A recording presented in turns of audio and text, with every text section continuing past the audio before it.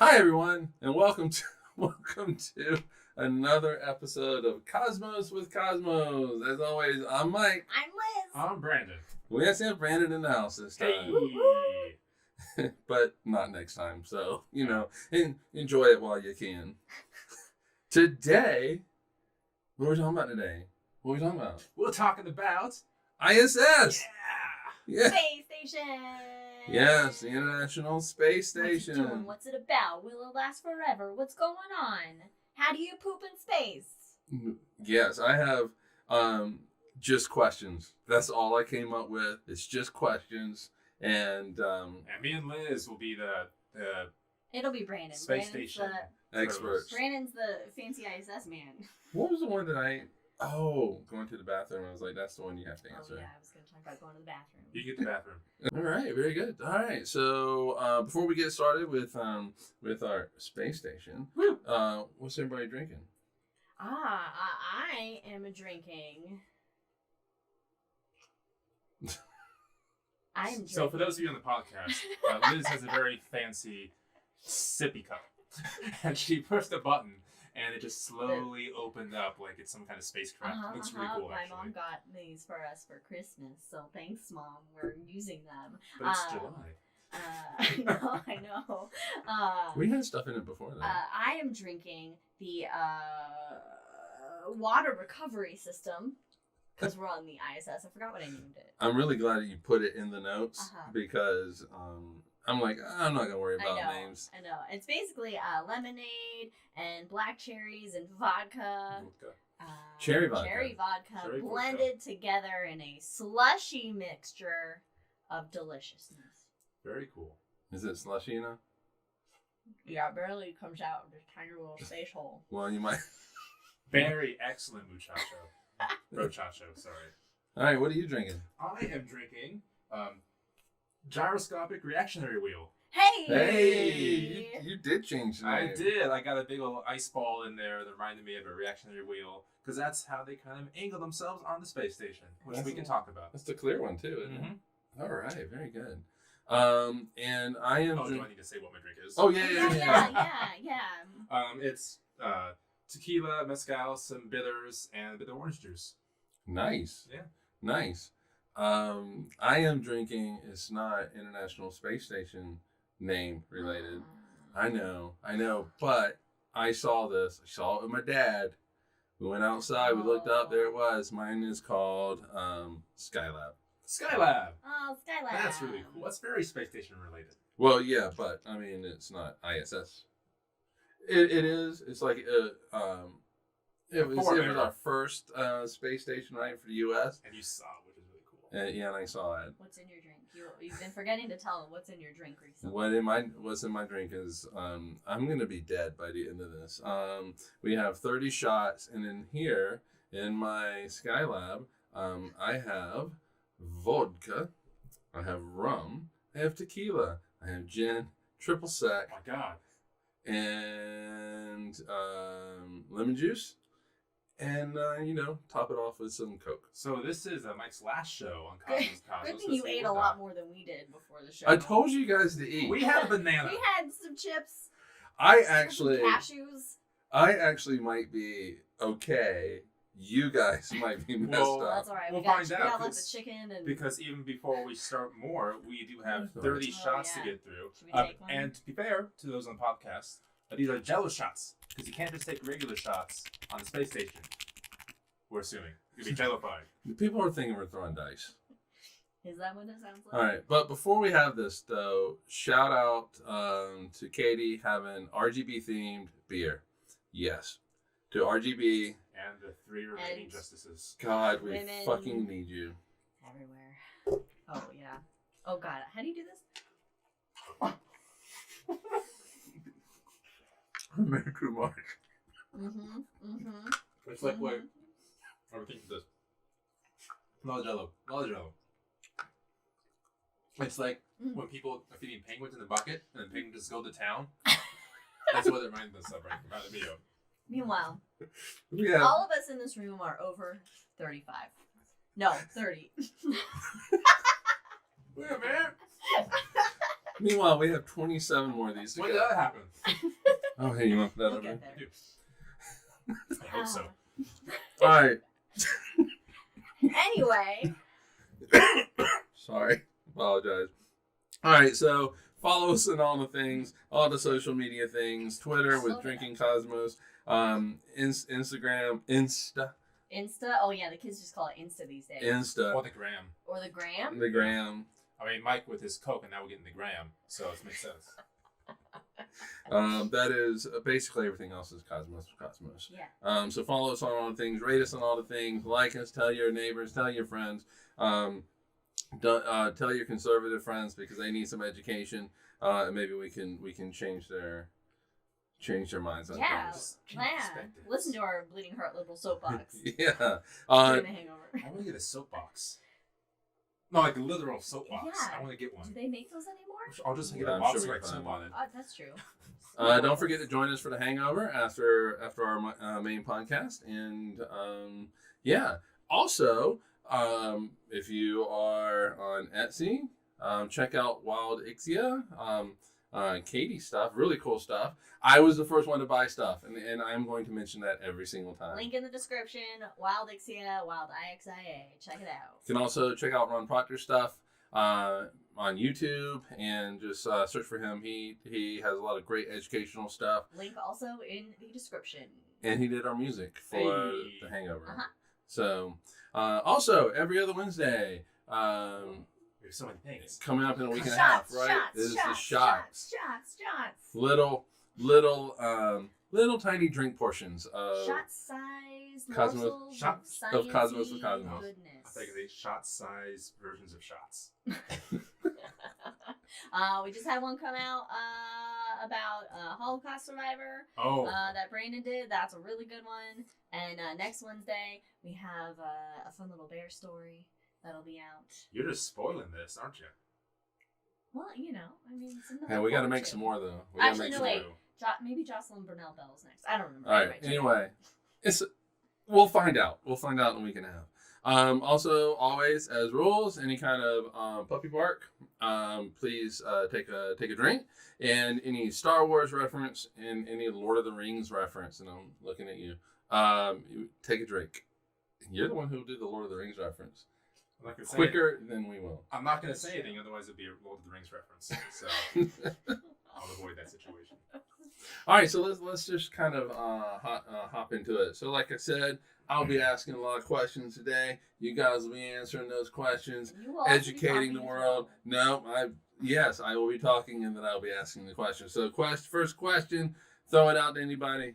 What is ISS? Intrepid spacey sciencer. Nice. All right, let's go to the next. Oh, that's not it. No, I buzzed in. Okay, So all right. We're in jeopardy with these questions. Brandon. What So I'm is? buzzing. What is the International Space Station? All right. Yes, you are right. So, the International Space Station is, of course, our outpost in low Earth orbit in outer space. It is roughly the size of a football field, NASA likes to That's say. right. I always And forget. they always like to remind us on Twitter during the Super Bowl. That's like the only thing they put out every year is here is the giant space station, and right behind it is an overlay of a football Of the field. football field. It's kind of like a meme at this point with NASA folk. But it is 234 feet width and obviously over 100 yards across, and it weighs over 980,000 pounds in mass. Wow. Yeah, so it's structured in such a way, which we'll go over this later, that it cannot be built on Earth. Because it's in microgravity, so it doesn't have gravity forces constantly around it. He brought it down to Earth with its gravity, the thing would just fall apart. Okay, I never thought about that before. Just the weight of it and that. Yeah. Yeah, so that's why in Okay. Star Trek 1, the motion picture, they're rebuilding the Enterprise in space because you can't actually build Can't it build it on Earth. All right. Gravity's a hindrance. Right. I think we need. All right. I don't have it in this, but I do think that we need to talk about gravity because the International Space Station. Movie? No, the International Space Station. Oh God, but that would apply. The International Space Station feels gravity.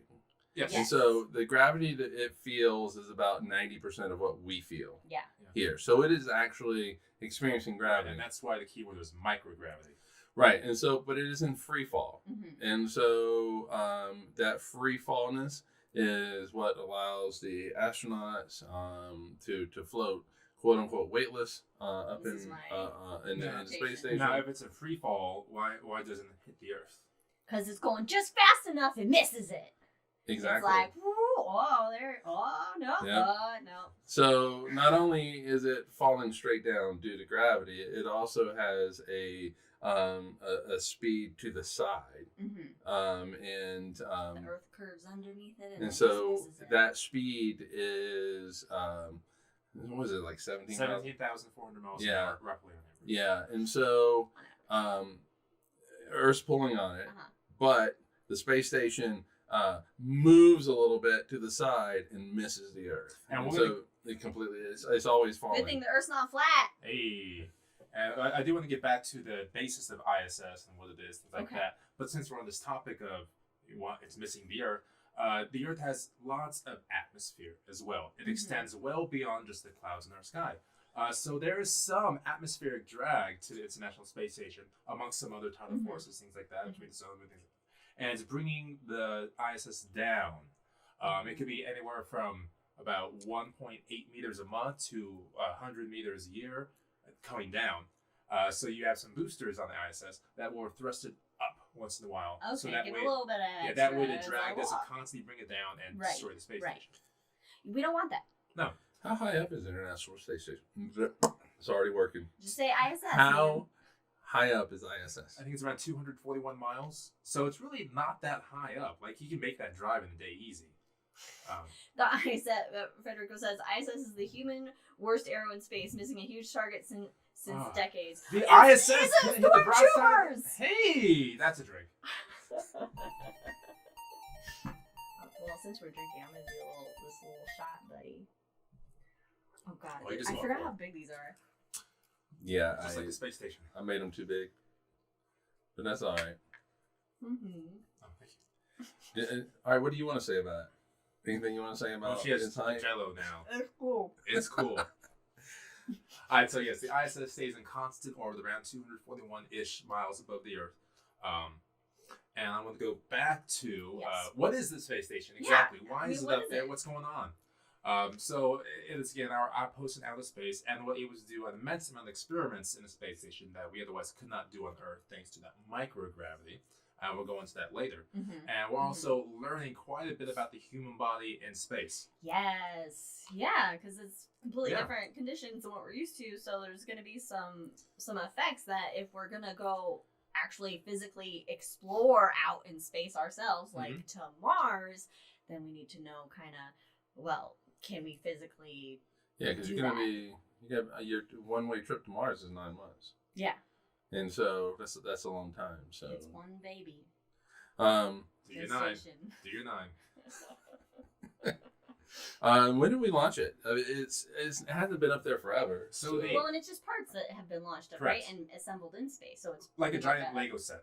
So the first parts of the ISS was launched November 1998. It was built in Russia but paid for by Americans, so technically it's an American segment. It's called the FGB. I forget exactly what that stands for, but that was used to basically power the space station originally, and today it's still used mostly for storage. 1998? 98. That really doesn't seem like that long ago. No, because the space station Mir, the Russian spacecraft, was still a space station, was still in orbit at that time technically. So they did have some overlap between the two space stations. How long did Skylab last? About less than a year. I went from 72 to 73. Oh, wow. Oh, no. Okay. No. It habited 72 to 73, but it deorbited in 79. Yeah, because I was about ready to say. Okay. Well, actually. And for those out there, Skylab is like the precursor to... Okay, it's like the first kind of space station. So it's the first American space station. Okay. We had the Soviet 1, which was a military operation for the Soviet Union in 71, I believe, just the year before Skylab. Okay. And the Soviets had a number of space stations as well. Really cramped things, mostly for military operations, and until they figured out, well, having people take pictures is really inefficient. You can just do that with satellites. That's fair. Yeah. And so they eventually came out with Mir, for example, and story 11, I think it was, just to have quote-unquote civilian space stations, which they were still military people up there. Yeah. But in the Mir, that's when they finally accepted American astronauts to come to their space station as well. So I guess that was technically, that was the second International Space Station technically, because the first one was the Apollo-Soyuz program in the 70s, early 70s as well. That's when the Apollo capsules linked up with the Soyuz with the Soviet Union. And that was the first time these two spacefaring nations actually worked together in space, really, was linking those up. We can all get along in space. All right, that raises a question I have further down in my list here. You want to do it now, or you want to? Yeah, Go with the flow. I mean, because we're talking about it. This is more of a guideline. Yeah. Because we've already It's jumped. always guidelines. Okay, so as we all know, Russia has decided to invade one of its neighbors. Why you gotta ruin the party, Russia? Ukraine. So that conflict is going on now for a few months now, 4.5 months. And so if you have the International Space Station that has Russian astronauts on it, American astronauts. All made in Taiwan. But not really. That's just a reference. Japanese, all these. How do they handle those type of international conflicts? Earthbound international conflicts? So the astronauts on the space station are very professional about this. Of course, they'll have personal conversations and get each other's perspectives and things like that. But they're still going to work together in space because they depend on each other for everything. Right. So they absolutely have to work together from the professional standpoint. Now, of course, geopolitics here down on Earth can be anything else. For example, they have the Roscosmos, Dmitry Roganov, who is a crazy individual and also has Twitter, like a lot of crazy people do. Okay. He kept tweeting out after the Ukraine invasion began that they're going to either deorbit the space station because they have thrusters on one of their segments that can bring it down, or we're just going to take our part of the space station and leave you guys. They're not. They can, but they won't. They're going to take their toys and go home. That was what they were threatening to do. So geopolitics aside, the people actually up in space, or the people actually in charge of ground control, they're professionals. They do the job. Right. So they've never actually impacted the relations on the International Space Station. Even when we have international partners up there, it's not just U.S. and Russia. Japan, we have Canada. Is there a New Zealand Kiwi up there? Oh, yeah. New Zealand. New Zealand Kiwi. A Kiwi much different than the Belgian Kiwis. A Kiwinaut? Oh wow, that's a good one. That's good. We gotta find this out. But many nations of the European Space Agency have gone up. Almost every country's gone up. Well, not every country, but 250 some odd people gone up there from many different countries. Wow. I was gonna ask. So there's a lot of international perspectives up there, and international conflicts on Earth has never gotten in the way of partnerships in space. Who was the? Well, except for China. That's a different story. China. But who did the quote on that they wish that senators, like U.S. senators, could go to space and see how the Earth doesn't have borders, and that was, I believe, Edgar Mitchell from Apollo 14, who said, I wish I could take the politicians up by the scruff of the necks and say, look at this, you son of a bitch. Yeah. There's been a couple politicians in space as well, like John Glenn was up there. John Glenn was in space. That was after he was a senator, but he became, at the time, the oldest person in space. He took the shuttle in the late 90s, I want to say. So did current NASA administrator, how am I blanking on his name? Former senator from Florida, Bill. Oh my God, how do I know this? I don't know. Wow, this hurts. Anyway, he went up to space, but a lot of people kind of upset with that because he really used political leverage to get himself into space because he really wanted to do it. Which, to be fair, if I'm senator, I know, I can't believe I blanked on the name of the NASA administrator. Bolden? No, that's Charlie Bolden, former NASA administrator. Okay. Great guy. Jim Bridenstine and... So, needless to say, when people go up there, they're fundamentally changed. I mean, just... literally, physically. Physically. And yes. Just in the way that they see the world. One of my favorite quotes is, I forget who I forget which astronaut said this, but it was in the 60s. You know, you need to get your notes together. You're forgetting names all over the place. I'm just going freewheeling here. And it reminds me of one of my favorite quotes. And he says, after he gets to the front side of the moon, he goes, "My God, it's full of stars." That's cool. Oh, man. What an experience. But I mean, like, you go up to the ISS, and so it's basically a big laboratory in space. Like That's what the purpose of it is, to perform to, experiments and to kind of... Yeah, you're not there to relax. No, you're working. You're working really hard.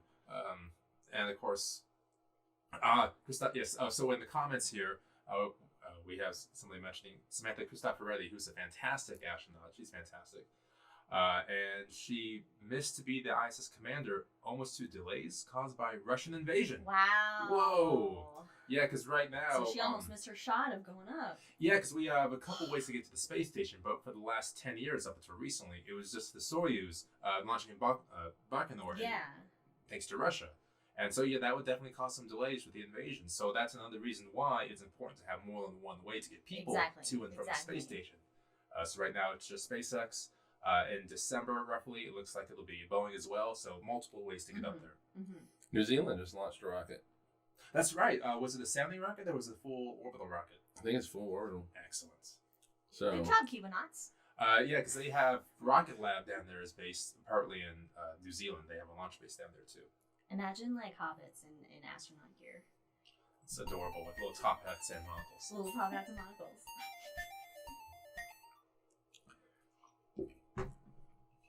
what are some of the? Does it work? Oh, it's you're too gonna slushy. I gotta expose it to the microgravity.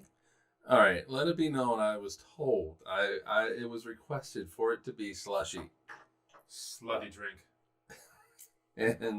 And now it's too slushy. Well, it's just that the hole in our fancy space cups is really tiny.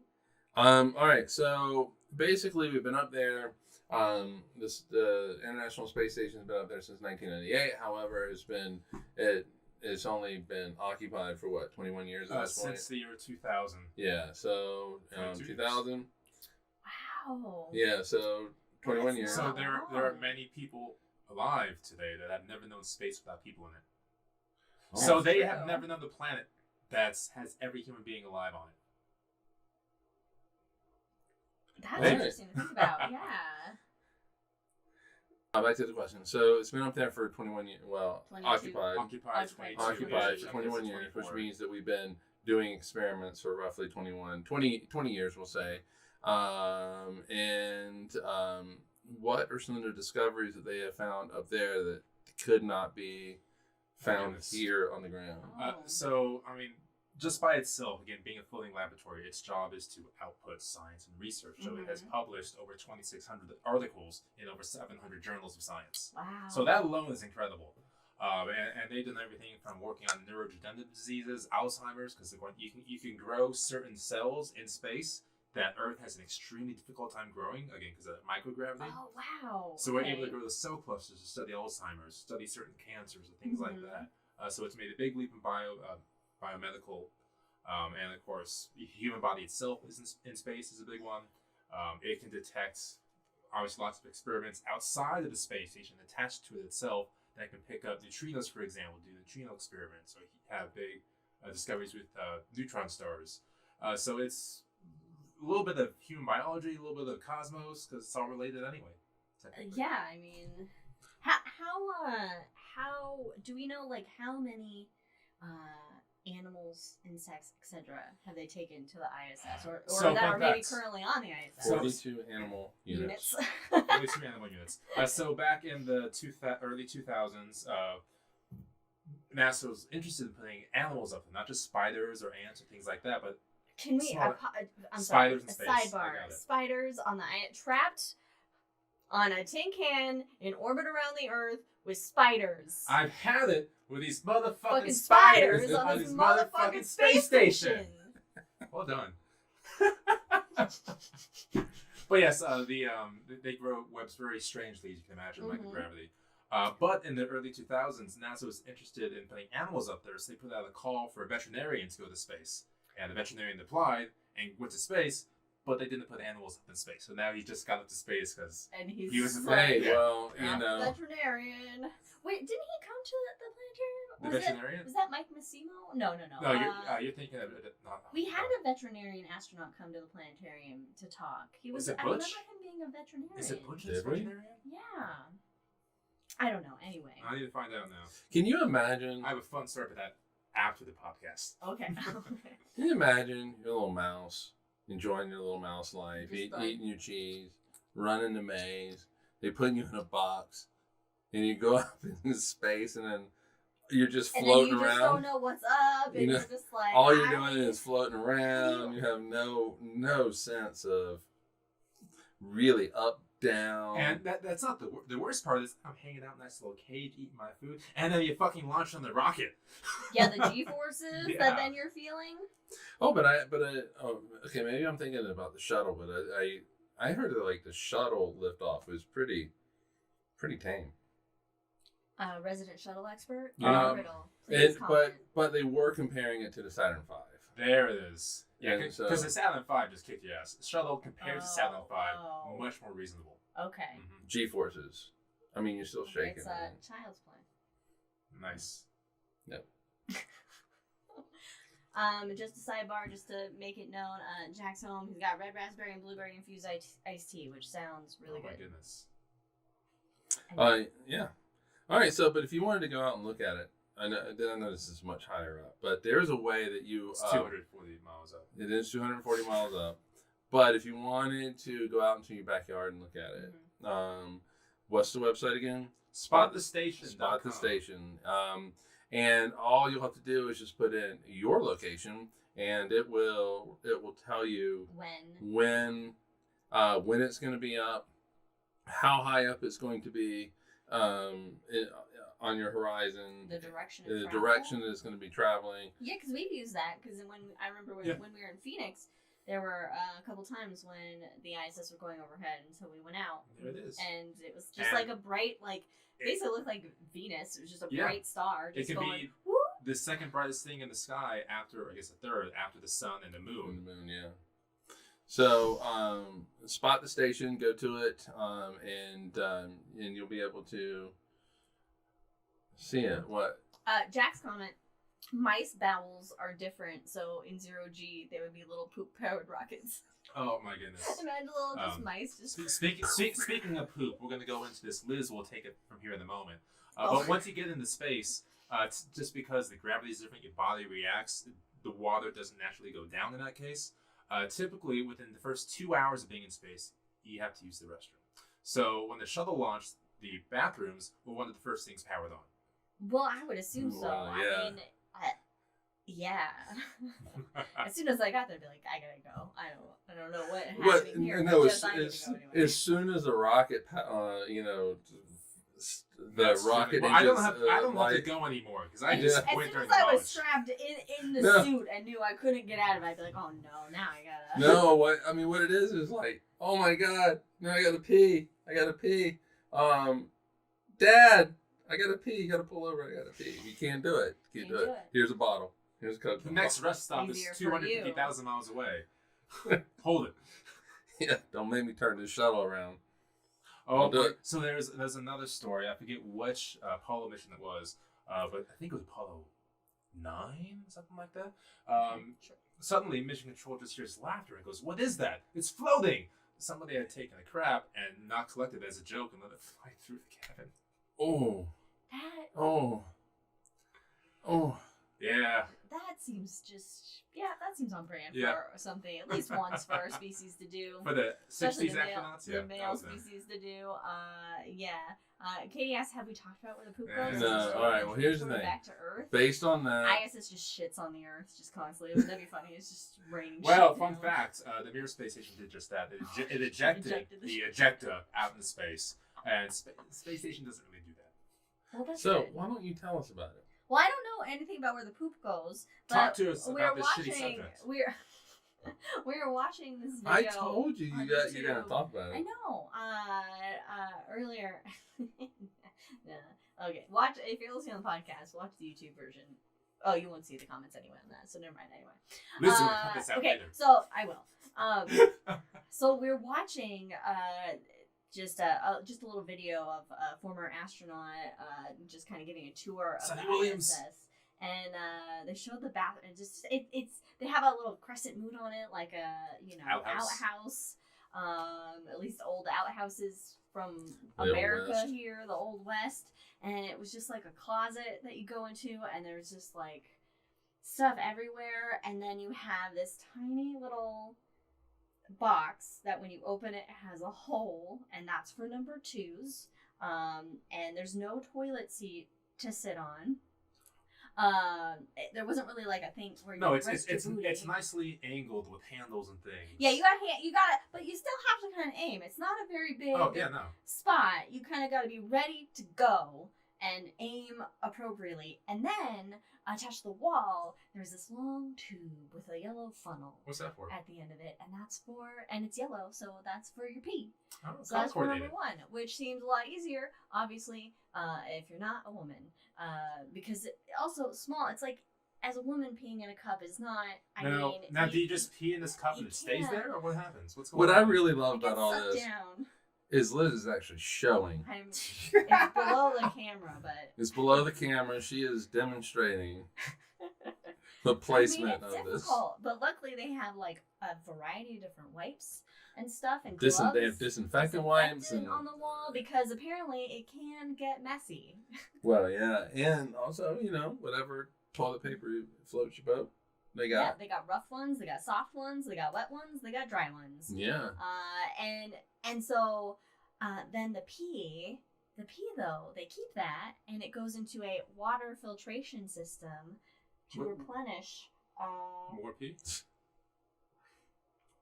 So the astronauts have water. Yeah.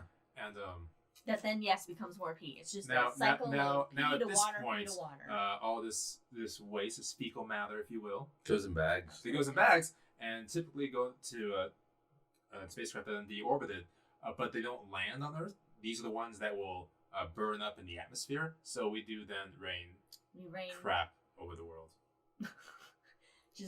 just bags of flaming poop. How would you like that? To bags be in space of flaming poop and on think, our doorstep. And think, I just crapped over Malaysia.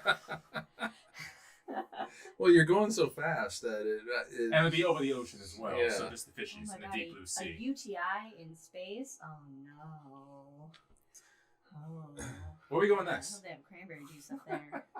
Oh, I'm sure they do. Anyway, well, let's go into what actually makes the poop. How do you eat?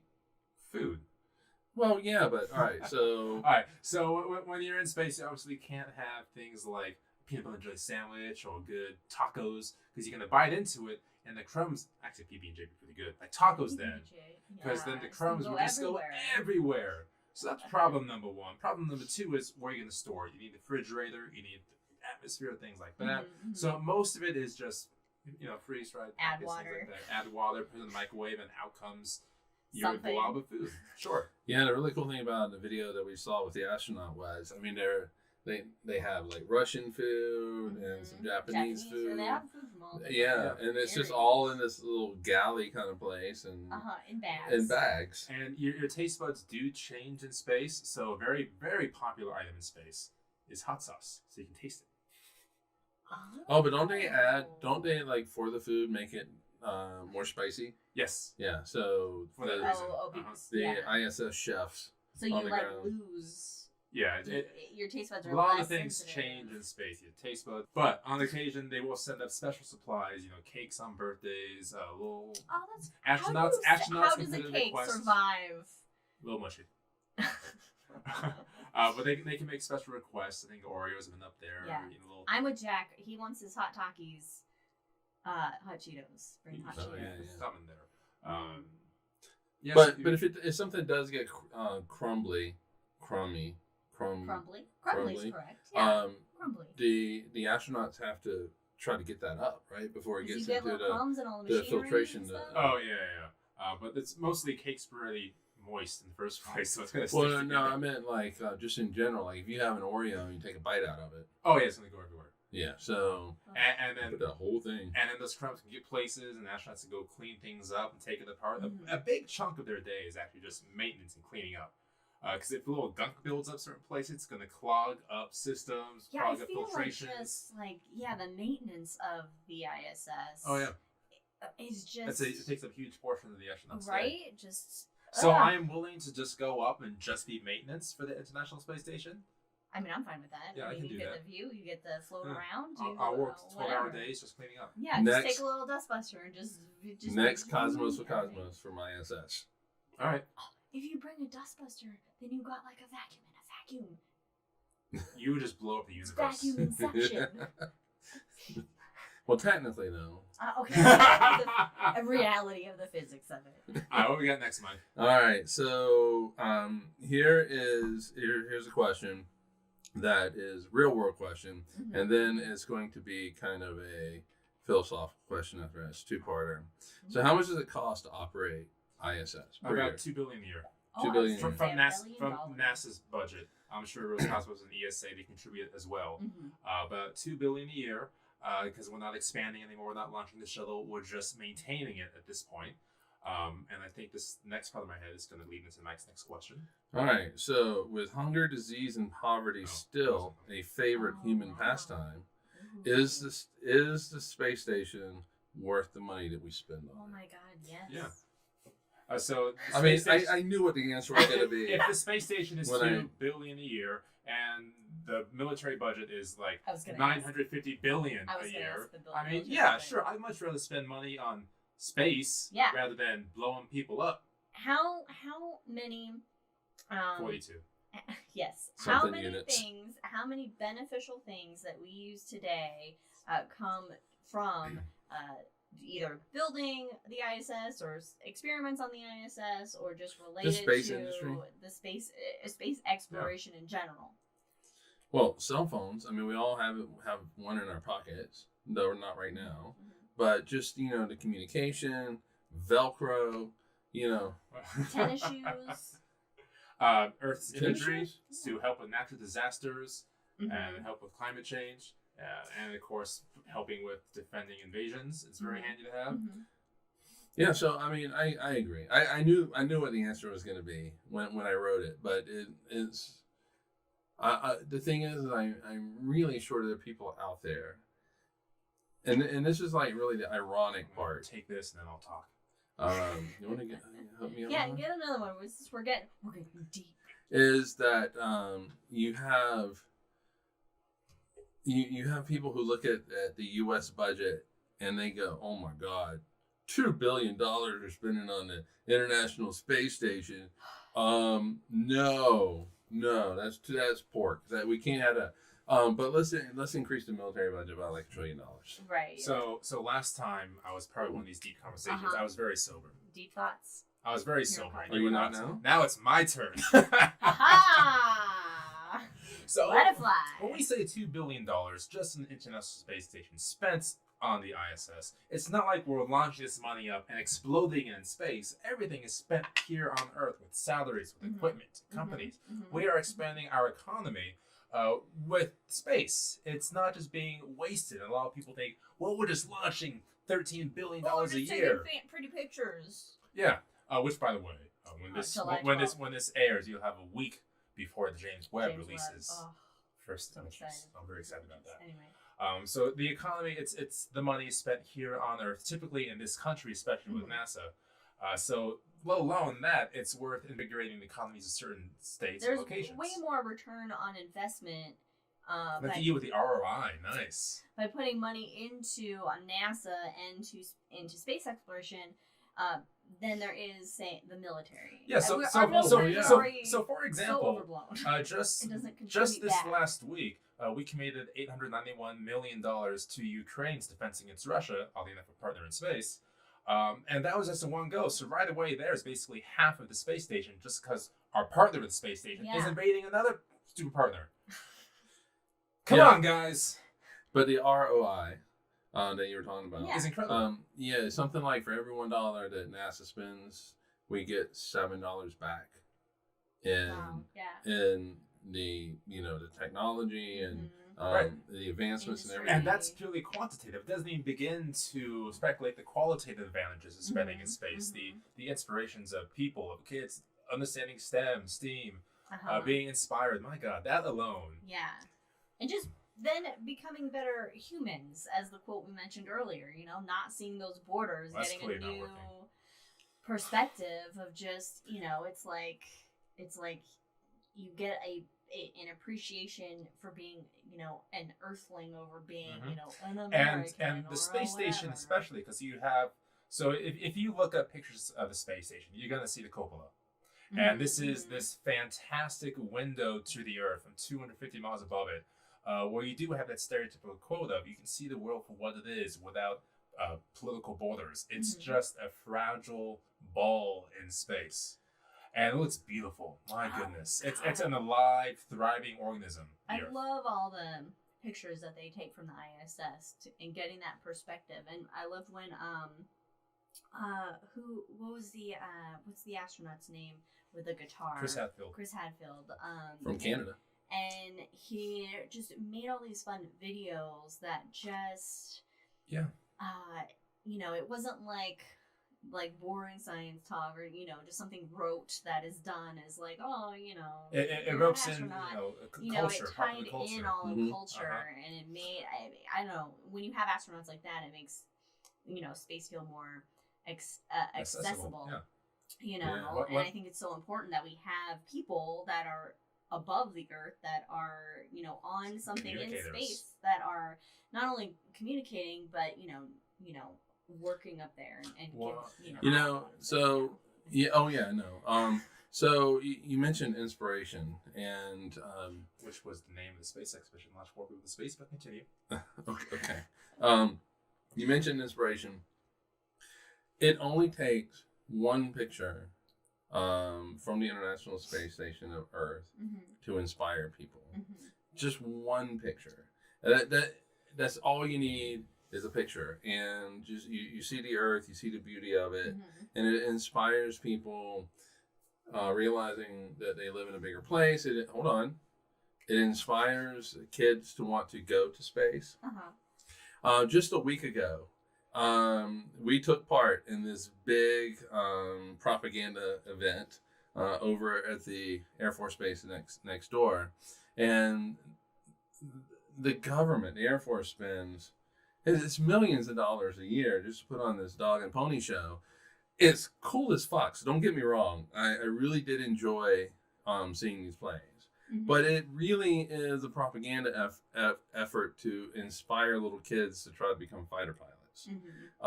And you don't have to go through that dog and pony show with ISS. You just take a picture from space.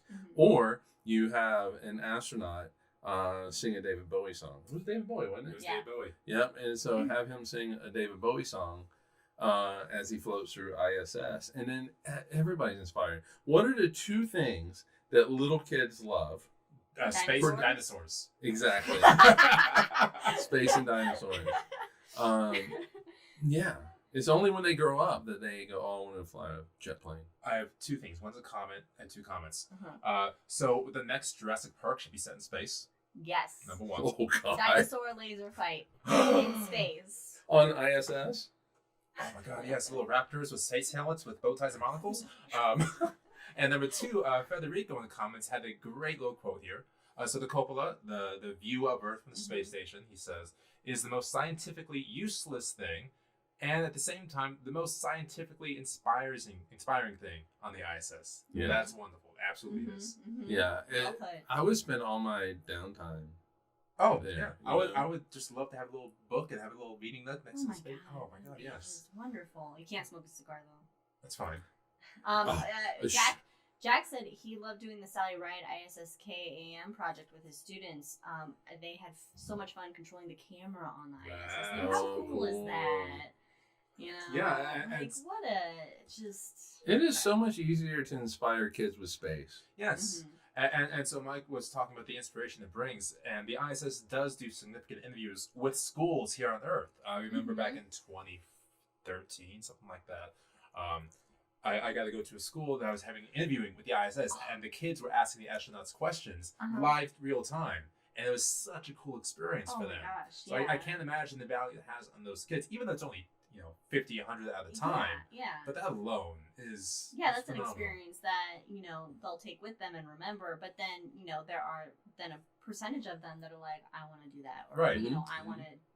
And so of course you can't say, well, that's not worth rebuilding. But then you add everything else that the space station does: the inspiration, the science, everything, intangible things, the tangible things, exactly. So, I think I was born loving space, but I enjoyed thinking about Jupiter and the stars and those type of things. But it wasn't until I was going to say ISS. It wasn't until Skylab flew over my head, empty or not, and on its death spiral, that I was like, "Holy shit! I can go to space." And so that then wanted me to be. Then I wanted to become an astronaut until I found out that you had to basically be. What I wanted to do was I wanted to pilot the shuttle. I wanted to fly the damn thing. And I found out the only way you can do that really is to be a fighter pilot. And I vision and I couldn't, as much as I would love to fly one of those planes, just the fact that thinking that I can push a button and it's going to kill. Now at the same time, later on you don't have to be a fighter pilot to command the shuttle, but to pilot the shuttle. Well, it's too late now. It's too late now. There's the shuttle is grounded permanently. Until Armageddon happens, the movie. Yeah. Oh, okay. Well then. That's all hands on deck. But if we don't have Bruce Willis, come on, Chris Ferguson, let's go. All right, so here's a question for you. Yes. Actually, it's a few questions. All right. Can the space shuttle goddamn fucking drinks? Can the International Space Station last forever?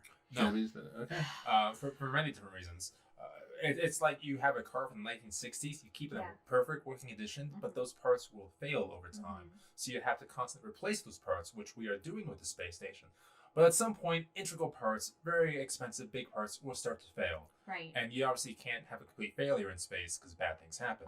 It's a little, it's very disastrous. So many of these parts do have firm deadlines of how long they can last. Now, we do a good job of replacing them. Originally, I think it was thought to be deorbited in 2024 and 2026.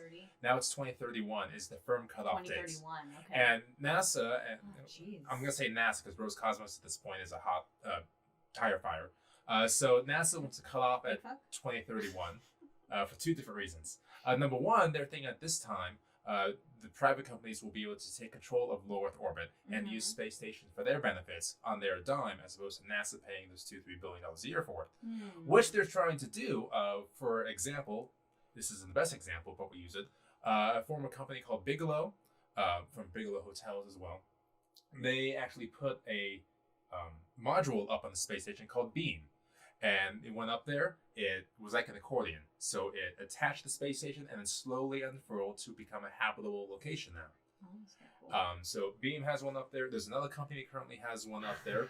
And their goal is in 2031 to detach from the space station, because they can't use it anymore, and become their own private habitation module. And so to create commercial activities in space. I know where you're going with that.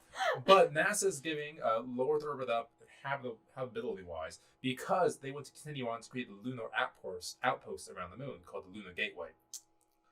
Because if you have $2-3 billion a year going towards the space station, well, that's $2-3 billion a year not going towards expanding outward. Exploration, expanding outwards. So lunar outposts, Mars, that can't happen because we give more money to military. That can't happen if we have an international space station, because we need those funds to go further. I just want to highlight Federico's comment. He said ISS made space a normal (parentheses possible) thing once reserved for heroes. That was only. Its goal. And so then now I wonder. Okay, so yes, expanding to have the like the moon base and whatever like that, it's really important and stuff. But only having these private companies then basically own low Earth orbit, what does that do to the accessibility? Of getting to space. Because, but I mean, it opens it up to people rich have people. money, right? That's what it is right now. We're not going to send us to space anytime soon. But I mean, like no, but the people who are the astrobiologists, botanists, and teachers and stuff getting to go up to space to perform experiments and working on that. How is that gonna? We are still in the horse and buggy stages of space exploration. These are my favorite quotes. in which, yes, right now, space is widely inaccessible unless you win some kind of lottery to go up into space, which is a whole other issue. But that's just how it is right now, unfortunately. It costs a significant amount of money to get into space. So until we can bring that cost way down, that's just how it's going to stay. Well, will these private companies, unfortunately, I'm assuming they're not going to be putting that focus on science. No. Well, no, it depends on the company. So, for example, let's say a pharmaceutical company gets into space. Of course, they'll send people, but it will be highly paid scientists to go up there to try to create the drugs that can then extort humans down here on Earth for life-saving medicines. Yeah, but at the end of the day, for a company, it's all about the money. Yes. For a government institution, it's either going to be about the exploration or the knowledge or military purposes. We've had a number of space tourists to visit the space station. Well, no, we have. Including coming up soon, apparently, Tom fucking Cruise, which is going to be weird. What? Yeah. No. Yeah. Really? Do a little movie thing. Yeah, but why are they sending those tourists up there? Money, because it helps fund the science. Yeah, but is it NASA that's doing it?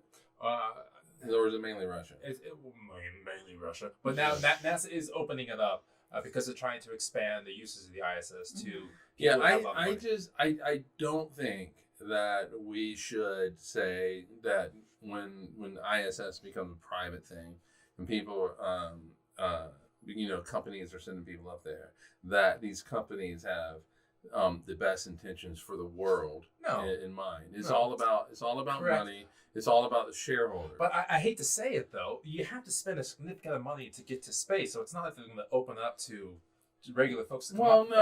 No. I hear that. I understand that. But I just don't think that we need to romanticize private companies and ISS. It's going to be all about rich people getting up into space. At least I will never see it in my lifetime where people like me can go. I see this in two unless folds. Cosm sends me up there. Then I'm all for it. Now, number one, I completely see where you're coming from, and that of course it will be rich people inaccessible, even more so than it is now for regular folks. Because at least if you're a student, you're thinking, well, if I study really hard and focus my career correctly, I can become an astronaut and get to the space station. Right. But with the private companies, it's not so much that. It's going to be more if I work really hard and create a business that can exploit lots of people, then I can get to the space station. Exploit lots of people? Yes. Yeah. But at the same time, I can't believe I'm going to do this. That's kind of how exploitation has gone for hundreds of years. It's government leads the way first, then the rich people come with the money to establish themselves, and then everyone else. Yeah, when do we break the cycle? It would be great to break the cycle, but unfortunately, space ain't the place for that. Yeah, I have an issue. I just don't. It bothers me to my core. So hold on. It bothers me to my core that space becomes this basically a Ferengi hangout. Where it's just all about capitalism. We are the I'm gonna take a shot to that. And it's just I hate that.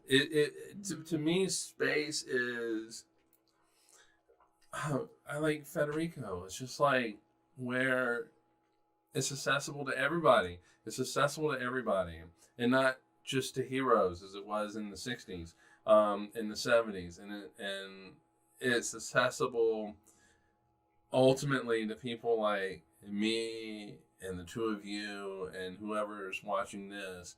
And it shouldn't be that I have to work hard and get $5 million just so I can go up into space. Now, let me put it this way. You're not going to change my mind. No, I'm not going to. I understand that. I am so anti-capitalist that it's I got just, you. But I would love for things to be different in that way. But at the moment, let's say you want to go on a vacation to New Zealand. That's going to be what, $6,000-$7,000 overall. Hotels. What are you talking about, man? It's just like, well, okay, yeah. It's $1,000. Okay, when I went there, when I was there, it was not $6,000. But I'm looking at flights, for example, to Taiwan for no particular reason, and the round trip's at $2,500. Well, yeah, man, you got to go to. Yeah, and that doesn't include. Got to go to South Korea. Yeah, I know. Hotels, most of the world things isn't like that. accessible to the Yes. people that are on it. So it's just like that, but space is obviously a much higher inaccessible area, which doesn't make the way I phrase it is weird because it brings. It's much more inaccessible than New Zealand. So of course the price tag is going to be much higher at the same time until technology is improved to make that price point lower. Now at that point, now you both have thoughts. So I will say, by the time it does become accessible to more people, it'll be completely different worlds, quote unquote, in low Earth orbit. I think my issue is not necessarily with the accessibility of it, and more so of just the worry that the science and the actual scientific exploration I see. will be eroded by Okay. private companies coming in and they're not doing that, and they're only catering to the We're all assuming that we're going to the Lunar Gateway. Well, which is where science is going to continue. Well, let me tell you about the exploration upper stage. Okay, but the thing is like anyone who knows. It's all right, whatever. Now, the Lunar Gateway will not be the same thing as the ISS. It will not be as robustly maintained. It will not be as big of a space. It will not have 25,000 experiments done of 700 journals. Be a much smaller, less science. Less science, yes, but it will be around the moon. But I want both of them. Yes, I agree. So you know what? I want both. We can have both, people. We need better political leaders. Yeah, but at the end of the day, that's what we're always going to come down to in this podcast. Is we need better political leaders. Yeah. All right, so let's do this. Let's continue this discussion in the hangover. All right. Okay. But there was an important question on the outline that we needed to answer. Is what comes after the ISS? Yeah, what comes after the ISS? Okay. Is there a plan? There is a plan. NASA has a plan. Does NASA always have a plan? NASA's like the Elizabeth Warren, the space agencies. So always plans. have a plan with There's binders. Like A through Z of plans. Well done. Yeah, I thought that was fun. So they have, I forget, again, it's in my notes. It's like the commercial laboratories, something or another. Anyway, it's the plan for low Earth orbit after the space station. And of course, we have Beam up there. We have, I think it was Nanoracks. But they put out contracts with companies to create space stations. I know we just talked about this, but this is their plan. They've already put contracts out there to companies to begin initial demonstrations of modules. So right now it has 3 companies involved: Nanoracks, Blue Origin, and Northrop Grumman, to create these modules to go up in space to connect with certain modules of the space station after things disconnect in the orbit. And so to create still permanent inhabitants in space. Okay. And right now, I think it's budgeted at $150 million, but it's not fully budgeted for different continuing resolution issues. But NASA's still pushing hard for that. Yeah. Well, I think it's important to have some sort of presence. I agree. And people there. And something else I'd like to talk about in The Hangover, if you would like to stick around or watch on YouTube, is ideas of space stations that have happened in the past, things that'd be great, rotating space stations. We can talk about Gemini 13 when they actually attach each other to rope and try to get artificial gravity. That's fun. Science fiction space stations. Yeah. And then, of course, the political ramifications of space stations. Space stations. All right. Well, I think that's a great segue. Join us for the hangover coming up shortly. And if you can't do that, then join us in a couple of weeks where we are going to talk about the multiverse. And in a different universe, that episode already happened. Yay! Yeah, so the new Marvel movie, Doctor Strange, has got us thinking about this. And so in a couple of weeks, we'll be talking about the multiverse. And so join us then. It's on July 17th. At the same time we always do this. 3 days before the Apollo anniversaries. Yes, indeed. And 1 day before someone's birthday. Hashtag Brazilian Steakhouse. Why? Okay. Anyway. All right. Anyway, thanks for joining us. We'll see you in a couple weeks. Everybody, stay safe, stay healthy, and join us for the hangover, where we're going to talk about the demise of America. And if you protest now and then, that's okay. Yeah. Right. Bye-bye. Cheers, everybody.